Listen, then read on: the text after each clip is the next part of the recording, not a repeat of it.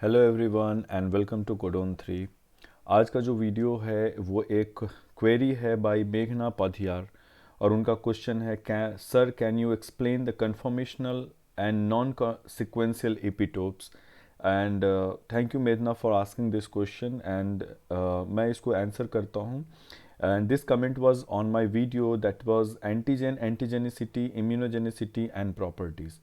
So before I start this discussion, so I just want to thank everyone who are in my viewers family because जिस वक्त मैंने ये video open किया देखने के लिए क्या कि इस पे कमेंट आया हुआ था, I found that there was 1K views on this video. 1K views on YouTube ये एक बहुत छोटी चीज़ होती है, बट मेरे जैसे एक सिंपल टीचर के लिए और over a period of 9 months अगर 1000 व्यूज़ आ जाते हैं तो लगता है कि हाँ अच्छा है। बिकॉज मैंने ज़्यादातर यूट्यूब वीडियोज़ जो हैं वो लॉकडाउन के समय में स्टार्ट किया हुआ था, बीच में कुछ गैप हो गया कुछ कारण से, जिसके चलते मैं कंटिन्यू नहीं कर पाया। सो मेघना, I am about to answer your question. So before we go to exact meaning of what is sequential and conformational non-sequential epitopes, we must know or we must discuss the what are epitopes, and then after we will move to the what are sequence non-sequential or conformational epitopes into it, so that कि कुछ और भी viewers हैं जो हो सकते हैं जो epitopes के बारे में ही नहीं जान रहे हैं। तो मैं थोड़ा सा पहले epitopes करके बताता हूँ, फिर इसके बारे में डिस्कस करेंगे कि कैसे कैसे नहीं। सो फर्स्ट ऑफ ऑल, हम लोग किसी भी एक पैथोजन का, we will take an example of any pathogen, suppose it is a virus, and virus coat is made up of protein and a complex protein. It might contain some other molecules along with the protein. So it is, suppose the virus protein coat, that is capsid, it is made up of glycoprotein, and this glycoprotein work as an antigen. What is the definition of antigen? शायद हम लोगों ने पहले भी discuss किया हुआ है, कुछ वीडियोस में होंगे भी, जिसमें मैंने बताया हुआ था कि एंटीजन की दो प्रॉपर्टी होती है। It must be capable of inducing the synthesis of antibody, not along with that antibody it must bind with the synthesized antibody as well। जो इन्होंने अपने अगेंस्ट प्रोड्यूस किया था एंटीबॉडी, उसके साथ इनको बाइंड भी करना पड़ता है। Must bind with produced antibody। Now what is happening, these antigens are directly not capable of binding with the antibodies। Antigen के भी कुछ पार्ट होते हैं जो एंटीबॉडी से बाइंड करने का काम करते हैं, and that particular portion it may be called as epitope. So अगर मैं इसी एंटीजन को थोड़ा और मैग्नीफाई करूं तो आप देख सकते हैं कि the epitopes of glycoprotein antigens जो हैं, इसमें कई अलग अलग तरह के स्ट्रक्चर्स पाए जा रहे होते हैं, and these structures are completely different from each other, and these epitopes are basically responsible to bind with the FAB region। अगर मैं एंटीबॉडी का स्ट्रक्चर को सुपर फास्ट में इसको ड्रॉ करूं तो FAB region is basically responsible N terminal of this protein, और FAB region is basically responsible to bind with the antigen. So मेरा कहना है कि these epitopes are basically responsible to bind with the FAB region of the antigen। So what are epitopes? Basically, epitopes are part of antigen which are responsible to interact with the antibodies and to bind with the FAB region of the antibodies. So each different proteins of different protein and glycoprotein of the viruses or the bacterium or a foreign cell constitute different antigens। तो कोई ज़रूरी नहीं है कि पूरा का पूरा bacteria का जो है या कोई भी पैथोजन जो होते हैं वो कम्प्लीटली एज एन एंटीजन काम करते हैं। अगर उनके मेम्ब्रेन का भी अगर आप बात करते हैं तो मेम्ब्रेन पे कई सारे रिसेप्टर प्रोटीन्स एंड पार्टिकल्स पाए जा रहे होते हैं जो एंटीजन के साथ साथ में वो उसका पोर्शन जो है वो एंटीबॉडी से बाइंड करने के लिए रिस्पॉन्सिबल होता है। तो हर डिफरेंट प्रोटीन, हर डिफरेंट ग्लाइकोप्रोटीन जो वायरसेस के हैं, जिसमें अभी मैंने बैक्टीरियम और फॉरेन सेल्स के बारे में भी साथ में बताया, तो वो डिफरेंट डिफरेंट टाइप के एंटीजेंस बनाने का काम करते हैं। यानी अगर एक ही वायरस है, अगर मैं जस्ट ऊपर वाले एग्जांपल में ले लूँ तो एक ही वायरस था और इस वायरस पे ये सारे के सारे अलग अलग तरह के, बिकॉज ऑफ सिंगल एंटीजन पे ये सारे के सारे आपके अलग अलग तरह के इपिटोप्स हैं, और हर इपिटोप की कैपेसिटी अलग अलग तरह के एंटीबॉडी से बाइंड करने की होती है। So this is like each different antigen contain a number of different epitopes. तो हर डिफरेंट प्रोटीन और ग्लाइकल प्रोटीन जो होते हैं वायरस में पाए जाने वाले या बैक्टीरिया या फॉरेन सेल या जो भी आपके एंटीबॉडी को प्रोड्यूस करने में कैपेबल होते हैं, दे कंस्टिट्यूट डिफरेंट एंटीजेंस। और हर डिफरेंट एंटीजन में एक नंबर ऑफ एपिटोप्स पाए जाते हैं जिसके थ्रू वो एंटीबॉडी से इंटरैक्ट कर सकते हैं। अब इन एंटीजन को अगर इंटरेक्शन करना है स्पेसिफिक इम्यूनिटी में या एडेप्टिव इम्यूनिटी में, तो या तो वो टी लिम्फोसाइट से इंटरेक्ट करेंगे या हम लोग बी लिम्फोसाइट से इंटरेक्ट करेंगे। अभी हम लोग basically we are just focusing on the B lymphocyte part. So there must be defined properties of the epitope of the B cells, यानी कि एंटीजन का वो पार्ट जो सिर्फ B सेल से ही बाइंड करते हैं, हम लोग उनके बारे में बात करेंगे। अल्टीमेटली जो भी आपके एंटीजन हैं ये कंप्लीटली डिपेंडेंट होते हैं कि उनका नेटिव क्या है, यानी उनका ओरिजिन क्या है, क्या वो बैक्टीरिया से हैं, वायरस से हैं, प्लांट पैथोजेंस हैं या पॉलन ग्रेन्स हैं, डस्ट पार्टिकल्स हैं, कुछ भी हो सकते हैं। और अगर उनके पास में कोई tertiary confirmation of the antigen है या और भी कॉम्प्लेक्स कन्फर्मेशन है, जिसमें एक चैप्टर है एंटीजन का प्रॉपर्टी में जिसमें आपने बताया गया था कि कोई भी सिंपल मॉलिक्यूल अगर वो पॉलीपेप्टाइड है तो उसकी एंटीजेनिसिटी उतनी अच्छी नहीं होती है जब वो किसी दूसरे मॉलिक्यूल के साथ, यानी ग्लाइकोप्रोटीन या लाइपोपॉलीसेकेराइड्स, ठीक है, तो लिपिड और पॉलीसेकेराइड्स का कॉम्बिनेशन अगर है तो ये अगर कॉम्प्लेक्स स्ट्रक्चर बनने शुरू हो जाते हैं तो एंटीजन की प्रॉपर्टी और भी ज़्यादा अच्छी लगने लग जाती है। तो जो बी सेल के इपिटोप्स होते हैं वो कंप्लीटली डिपेंड करते हैं कि आपका पैथोजन या एंटीजन का नेटिव क्या है, वो किससे ओरिजिनेटेड है, उसका टर्सरी कन्फर्मेशन क्या होता है, ठीक है, इन सारी चीज़ों पे। इट मस्ट बी एक्सेसिबल, यानी कि अगर कोई बैक्टीरिया है और अगर कोई उसका एंटीजन बैक्टीरियल सेल के अंदर पाया जा रहा है, बैक्टीरियल सेल के बाहर नहीं है, एक्सेसिबल नहीं है, सरफेस पे नहीं पाया जा रहा है, तो उसके अगेंस्ट में कभी भी आपके अंदर एंटीबॉडी का सिंथेसिस नहीं होगा। एक्सेसिबल कहने का मतलब है those antigens and their epitopes tend to be on the surface of the antigen, that must be hydrophilic by nature. Hydrophobic होगा तो वो मेम्ब्रेन से अटैच्ड होगा, मेम्ब्रेन में एम्बेडेड होंगे। हाइड्रोफिलिक कैरेक्टरिस्टिक जो होता है वो एंटीजेनिसिटी को इंक्रीज करने का काम करता है। अब यहाँ पे आ जाता है जो मेन डिस्कशन है हमारा, that may be made up of sequential and non sequential amino acids.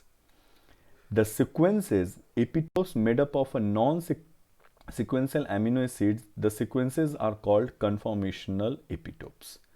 So अगर आपके पास में इसके जस्ट बाद में मैंने डायग्रामेटिकली आपको बताया हुआ है कि किस तरीके से क्या sequential non sequential amino acids दोनों अलग अलग होते हैं या कन्फॉर्मेशनल जो एमिनो एसिड्स एपिटोप्स होते हैं क्या वो अलग अलग होते हैं, इसके जस्ट बाद वाले स्लाइड में या इसके जस्ट नीचे वाले स्लाइड में मैंने डिस्कस किया हुआ है। बट मैं यहाँ पे एक बार सिर्फ इस चीज़ को एक्सप्लेन कर दे रहा हूँ। Those sequential, they are made up of sequential or non-sequential amino acids, amino acid sequences. The epitopes made up of non-sequential amino acid sequences are called conformational epitopes. So what is happening in some of the epitopes, a general जो binding antigen binding domain है जिसको हम लोग exactly epitope बोल रहे थे, वो सारे के सारे amino acid एक sequence में available होते हैं और तब कि वो एंटीजन से एंटीबॉडी से में बाइंड कर रहे थे।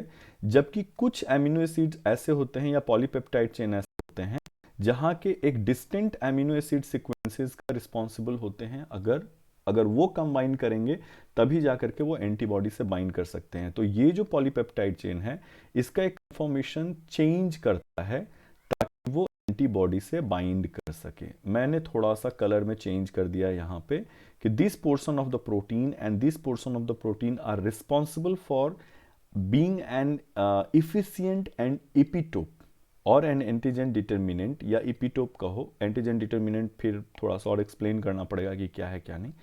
तो एंटीजन डिटर्मिनेंट के तौर पे काम करने के लिए ये सीक्वेंस और ये सीक्वेंस को साथ में आना पड़ता है और तब जाके वो एज एन एपिटोप काम करते हैं ताकि वो एंटीजन से एंटीबॉडी से बाइंड कर सके। So these are the sequential and these are the conformational, ठीक है, सिक्वेंशियल और कन्फॉर्मेशनल। थोड़ा सा डाउट हो रहा होगा, कोई बात नहीं है, हम लोग जस्ट थोड़ा सा आगे चलते हैं, इसमें और भी ज़्यादा इसको अच्छे से एक्सप्लेन करने की कोशिश करेंगे।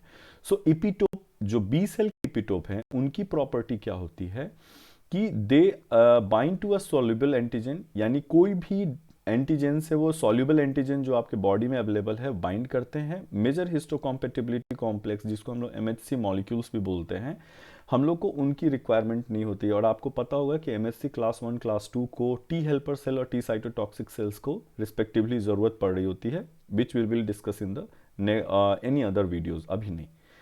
So large antigens contain a multiple and overlapping B cell epitopes। जितने बड़े एंटीजन होंगे उनमें कई सारे अलग अलग तरीके के इपिटोप्स होते हैं, और कई इपिटोप का स्ट्रक्चर ऑलमोस्ट सेम पाया जाता है, जो सेम एंटीबॉडी से बाइंड करने में कैपेबल हो रहे होते हैं। तो ये एक ओवरऑल प्रॉपर्टीज थी जिसके बारे में मैंने बताया कि आखिर इपिटोप क्या होते हैं, और किसी भी एंटीजन को अगर एंटीबॉडी से बाइंड करना होता है तो उस इपिटोप की प्रॉपर्टी क्या होती है। क्या एंटीजन और एंटीबॉडी के, सॉरी, एंटीजन के कन्फॉर्मेशनल और non sequential, sequential and non conformational, या ये जो कन्फ्यूज़न हमारे क्रिएट हो रहा है कि conformational and non sequential epitope, क्या ये दोनों अलग अलग होते हैं?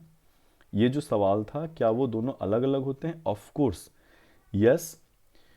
द डिफरेंस इज, अब यहां से हमारा डिस्कशन हो रहा है दो टॉपिक को लेकर के। The one is conformational, conformational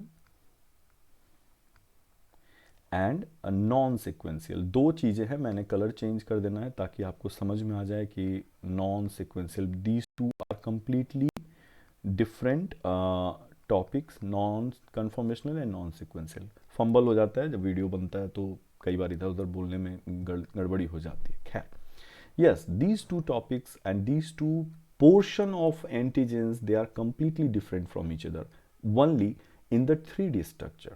अगर आप किसी भी एंटीजन के 3D स्ट्रक्चर को देखिएगा, प्रोटीन के 3D स्ट्रक्चर को देखिएगा, ग्लाइकोप्रोटीन के 3D स्ट्रक्चर को देखिएगा, तब जाकर के आपको पता चलेगा कि कन्फॉर्मेशनल और नॉन सिक्वेंशियल जो एंटीजन या इपिटोप्स होते हैं उसमें कुछ चेंजेस होते हैं।